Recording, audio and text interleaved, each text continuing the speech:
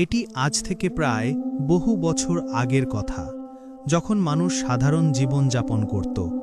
একটি ছোট গ্রামে আবিদ নামের এক যুবক বাস করত। সে আল্লাহর ওপর অগাধ বিশ্বাস রাখত এবং রুজি রোজগারের জন্য দিনমজুরের কাজ করত।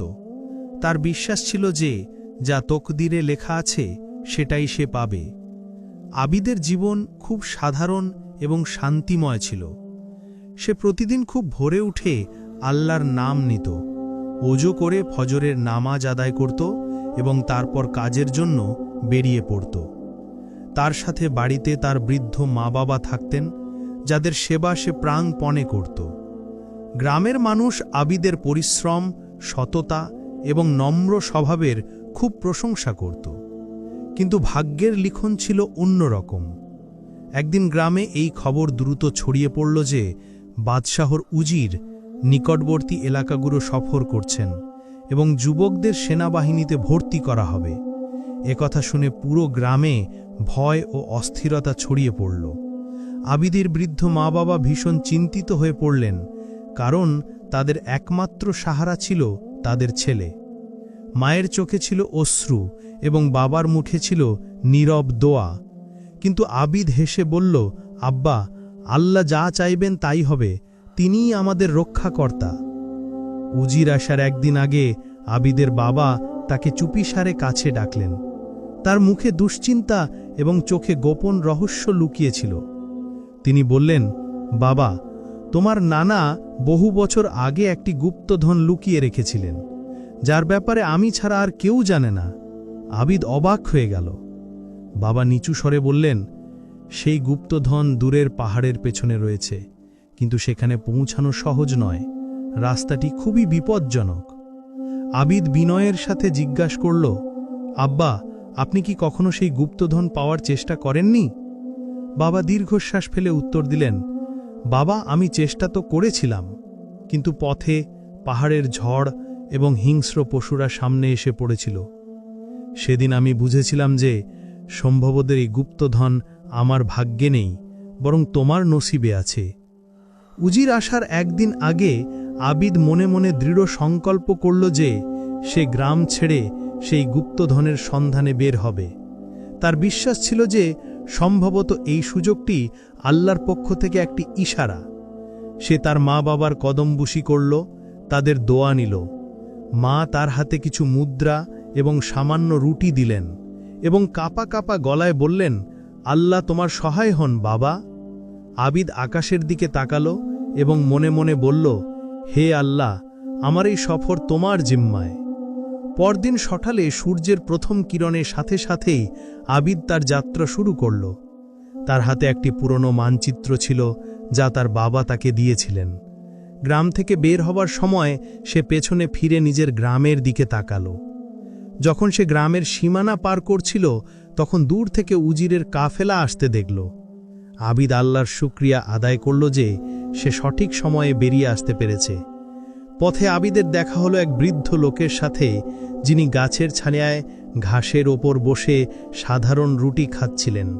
তার মুখে প্রশান্তি এবং চোখে কোমলতা ছিল। যখন তিনি আবিদকে দেখলেন, হেসে বললেন, বাবা, একা একা কোথায় যাচ্ছ? আবিদ গুপ্তধনের কথা উল্লেখ করল না এবং বলল, এমনি সফরে বেরিয়েছি। বৃদ্ধ হেসে আবিদের চোখের দিকে তাকালেন এবং নরম সুরে বললেন, বাবা, আমি অনুভব করতে পারছি যে তুমি বিশেষ কোনো জিনিসের সন্ধানে আছো। কিন্তু মনে রেখো, কখনো কখনো যে জিনিস আমরা দূরে খুঁজতে বের হই তা আমাদের কাছেই থাকে, আর কখনো যে জিনিস থেকে আমরা পালাই সেটাই তকদির হয়ে আমাদের সামনে এসে দাঁড়ায়। আবিদ বৃদ্ধের কথা শুনল, হেসে সালাম জানালো এবং সামনে এগিয়ে গেল। সে কিছু না বলে নিজের পথে চলতে থাকল। কিছুটা দূরে গিয়ে সে একটি দূর রাস্তার মোড়ে পৌঁছালো। একটি সোজা ও সহজ পথ, অন্যটি কঠিন ও পাহাড়ি পথ। সে মানচিত্রের দিকে তাকালো, যেখানে পাহাড়ি পথটি নির্দেশ করা ছিল। আবিদ নির্ভয়ে বলল, আল্লাহর উপর ভরসা আছে, তকদিরে যা লেখা আছে তাই হবে। আবিদ আল্লাহর নাম নিয়ে পাহাড়ি পথে পা রাখল। পথ কঠিন ছিল, কিন্তু তার মনোবল ছিল দৃঢ়।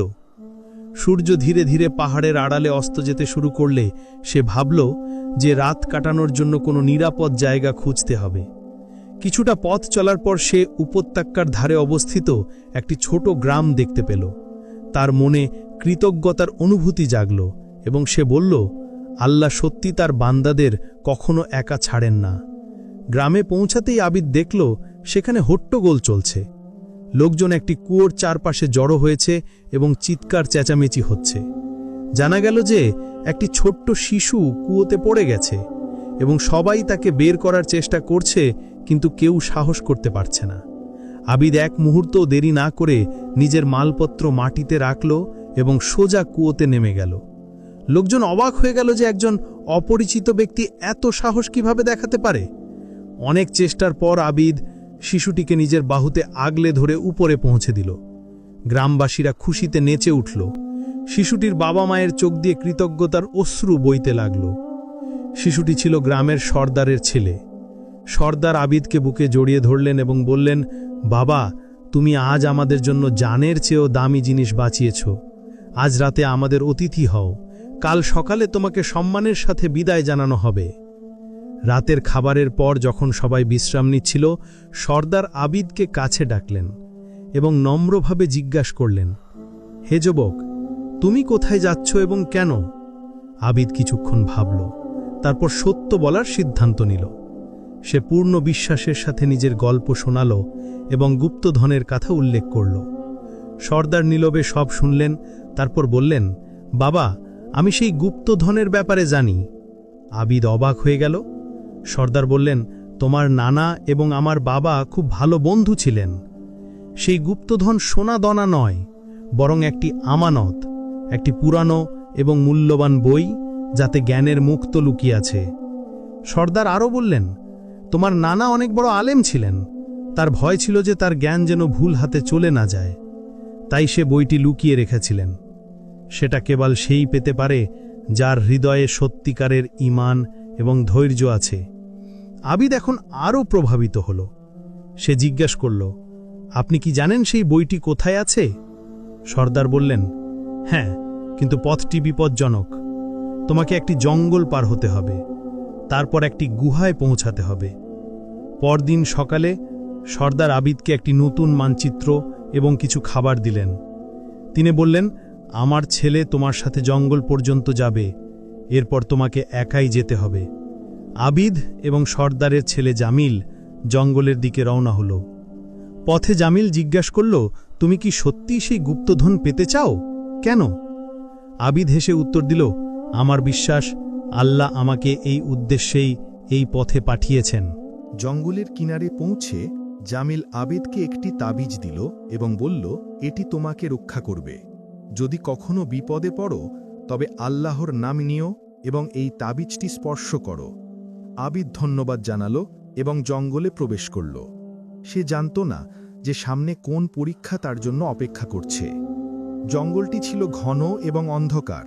আবিদকে প্রতিটি কদম সাবধানে ফেলতে হচ্ছিল। সূর্যের আলো গাছের ডালের ফাঁক দিয়ে নিচে পড়ছিল। সে মানচিত্র দেখল এবং সোজা চলতে থাকল। অদ্ভুত সব আওয়াজ শোনা যাচ্ছিল, কিন্তু সে আল্লাহর নাম নিতে নিতে এগিয়ে চলল। দুপুরের সময় আবিদ একটি ঝর্ণার কাছে থামল। হঠাৎ একটি নেকড়ে বাঘ সামনে এসে পড়ল। তার হৃৎস্পন্দন বেড়ে গেল। সে তাবিজটি স্পর্শ করল এবং আল্লাহর নাম নিল। অবাক করা বিষয় ছিল যে নেকড়েটি তার দিকে তাকিয়ে রইল এবং তারপর শান্তভাবে সেখান থেকে চলে গেল। সন্ধ্যা ঘনাতে শুরু করেছিল। আবিদের রাত কাটানোর জন্য কোনো নিরাপদ জায়গার প্রয়োজন ছিল। সে একটি পুরনো গাছ দেখল যার গুড়িতে ফাঁকা জায়গা ছিল। সে সেখানেই লুকিয়ে পড়ল। সারা রাত ভয়ঙ্কর আওয়াজ আসতে থাকল, কিন্তু আবিদ সূরা নাস পড়ল এবং শান্তিতে ঘুমিয়ে পড়ল। সকাল হলে আবিদ দেখল যে সেই গাছটি এক বৃদ্ধ লোকের বাড়ির কাছেই ছিল। বৃদ্ধ বাইরে এলেন এবং বললেন, বাবা, এই নির্জন জঙ্গলে রাত কাটানোর সাহস তুমি কিভাবে পেলে? আবিদ হেসে বলল, যে আল্লাহর উপর ভরসা করে সে কখনো নিরাশ হয় না। বৃদ্ধ হেসে বললেন, এসো বাবা, নাস্তা করো। তিনি তাকে নিজের বাড়িতে নিয়ে গেলেন। খাওয়ার পর আবিদ তার সফরের উদ্দেশ্য জানাল। বৃদ্ধ কিছুক্ষণ চুপ করে রইলেন, তারপর বললেন, আমি তোমার নানার বন্ধু ছিলাম। সেই বইটি অত্যন্ত মূল্যবান, কিন্তু সেটি পেতে হলে তোমাকে একটি বড় পরীক্ষার মধ্য দিয়ে যেতে হবে, বৃদ্ধ জানালেন। সামনে একটি রাস্তায় তুমি 3 জন মুসাফিরের দেখা পাবে, একজন ধনী, একজন আলেম এবং একজন ফকির। 3 জনই তোমার সাহায্য চাইবে, কিন্তু তুমি কেবল একজনকে সাহায্য করতে পারবে। এটাই হবে তোমার ভাগ্যের পরীক্ষা। আবিদ জিজ্ঞেস করল, আমি কিভাবে ঠিক করব যে তার সাহায্য করব? বৃদ্ধ হেসে বললেন, তোমার মনের কথা শোনো। যদি তোমার মন পরিষ্কার থাকে, তবে আল্লাহ নিজেই তোমাকে পথ দেখাবেন। আবিদ ধন্যবাদ জানালো এবং যাত্রা অব্যাহত রাখল, কিন্তু তার মন অস্থিরতায় ভরেছিল। কিছুটা পথ চলার পর আবিদ দেখল যে রাজকীয় পোশাক পরা এক ধনী ব্যক্তি রাস্তার ওপর বসে আছে। তার ঘোড়াটি আহত ছিল। ধনী লোকটি বলল, আমাকে শহর পর্যন্ত পৌঁছাতে হবে। আমার কাছে সোনা আছে, তোমাকে পুরস্কার দেব। আবিদ সামনে এগোতেই দ্বিতীয় আওয়াজ এলো। এক বৃদ্ধ আলেম ভারী বইপত্র নিয়ে দাঁড়িয়েছিলেন। তিনি বললেন, আমাকে মাদ্রাসায় পৌঁছাতে হবে। আমার কাছে জ্ঞান আছে, তোমাকে শেখাবো। আবিদ ভাবছিলই, এমন সময় তৃতীয় আওয়াজ এলো। এক অসুস্থ ফকির মাটিতে পড়েছিল। সে দুর্বল কণ্ঠে বলল, আমার পানি চাই, আমি মারা যাচ্ছি। আবিদের সামনে 3টি পথ ছিল, সম্পদ, জ্ঞান এবং মানবতা। সে গভীর দীর্ঘশ্বাস নিল এবং ভাবল, এটাই কি আমার তকদিরের আসল পরীক্ষা? আবিদ কিছুক্ষণ ভাবল, তারপর ফকিরের দিকে গেল এবং নিজের পানির মশক তার ঠোঁটে ধরল। ফকির পানি পান করতেই তার চোখে নতুন জীবনের আলো ফুটে উঠল।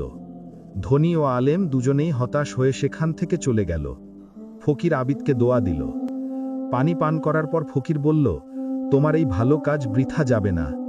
তুমি সম্পদ ও জ্ঞানের বিনিময়ে একটি প্রাণ বাঁচিয়েছ। আবিদ বিনয়ের সাথে বলল, আমি তাই করেছি যা আল্লাহর পছন্দ।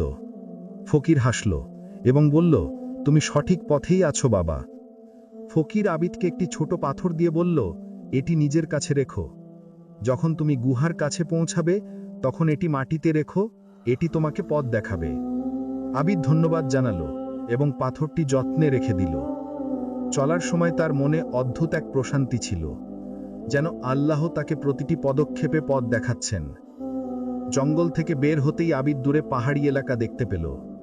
মানচিত্র অনুযায়ী তাকে পাহাড়ের পেছনে যেতে হতো, যেখানে গুহাটি ছিল। রাস্তাটি ছিল খুব কঠিন এবং পিছিল। সন্ধ্যা হতে না হতেই বৃষ্টি শুরু হলো এবং ঠান্ডা বাতাস বইতে লাগল।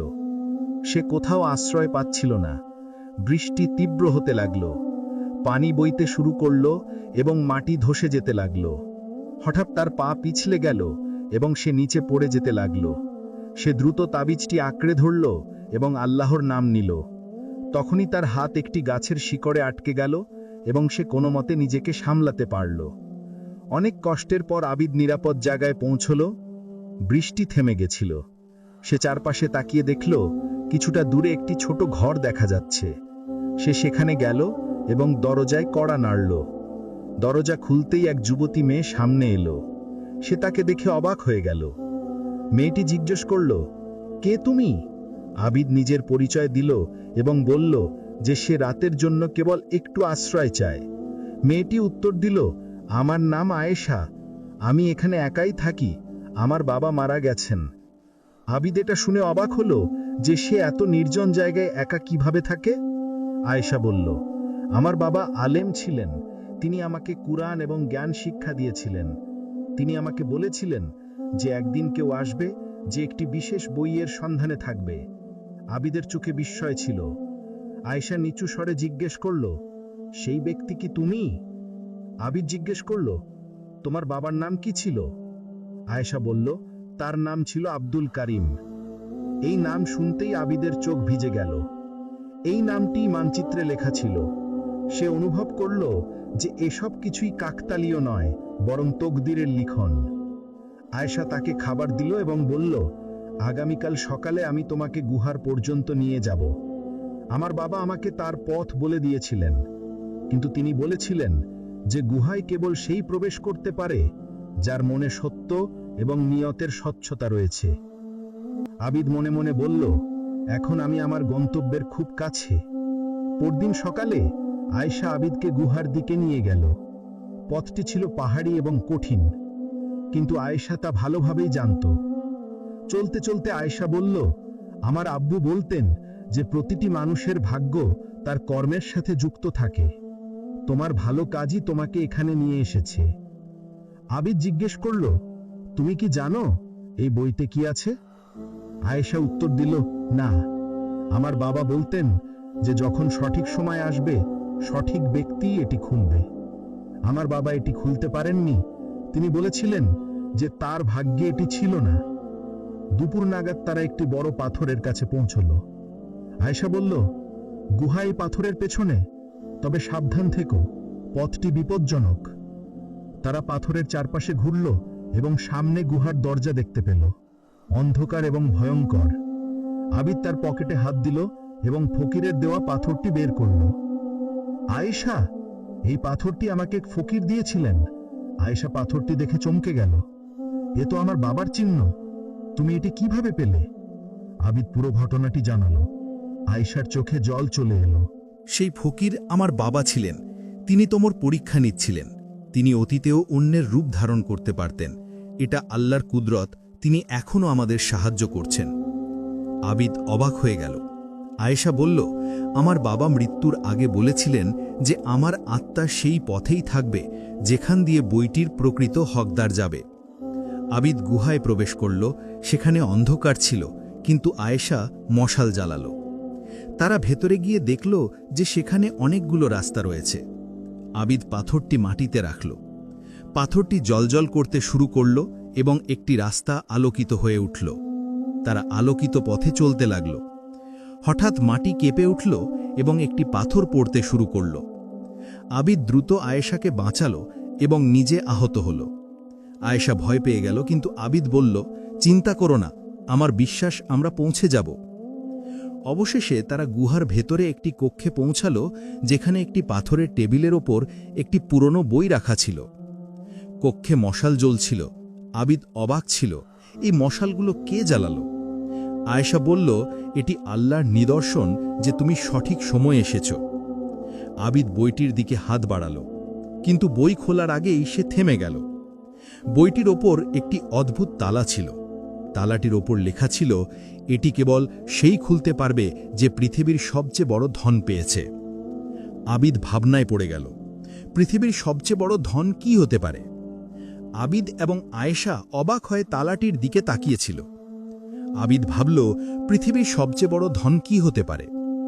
আয়েশা বলল, আমার বাবা প্রায়ই বলতেন যে ধন সম্পদ সোনারূপা নয়, বরং অন্য কিছু। আবিদ চোখ বন্ধ করল এবং ভাবতে লাগল। হঠাৎ আবিদ বুঝতে পারল, পৃথিবীর সবচেয়ে বড় ধন হল ঈমান। সে এ কথা বলে তালাটি স্পর্শ করল এবং বিসমিল্লাহির রহমানির রহিম পড়ল। আশ্চর্যের বিষয় হল, তালাটি খুলে গেল। আয়েশার চোখে খুশির অশ্রু ছিল।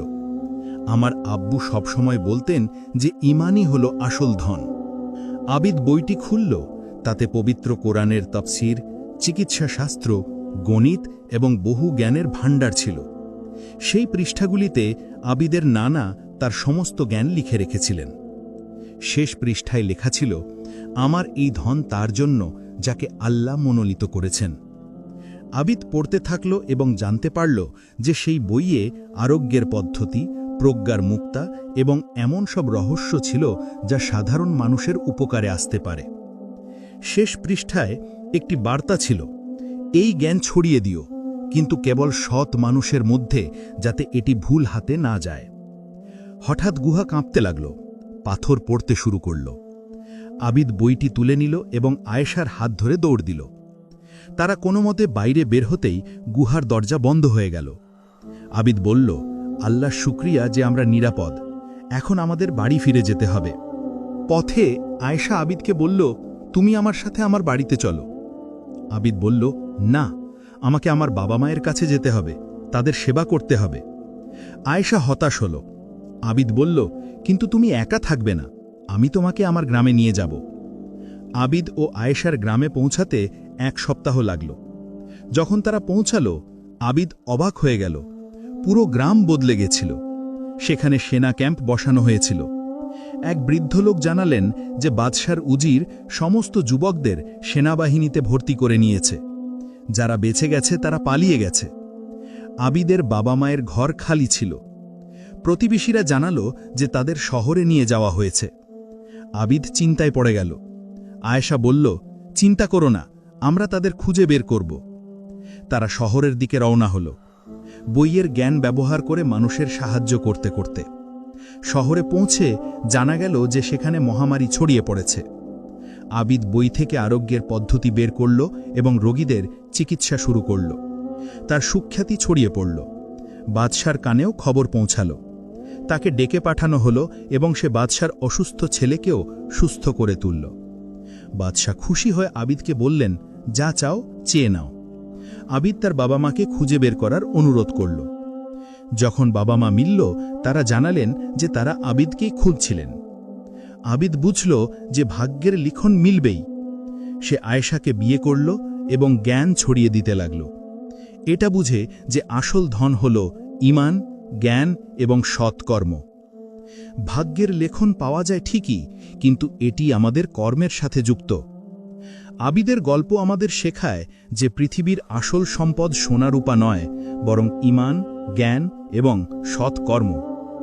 যখন আমরা আল্লাহর ওপর ভরসা করি এবং অন্যদের সাহায্য করি, তখন পথ নিজে থেকেই খুলে যায়। সর্বদা মনে রেখো, পরীক্ষার পরেই মানুষ তার গন্তব্য খুঁজে পায়, এবং যা ভাগ্যে লেখা আছে তা আমরা অবশ্যই পাই, কিন্তু তার জন্য ধৈর্য, পরিশ্রম এবং সৎ উদ্দেশ্য জরুরি। আসল সফলতা দুনিয়াতে নয়, বরং মানুষের চরিত্রে নিহিত। বন্ধুরা, আশা করি আপনাদের এই গল্পটি ভালো লেগেছে।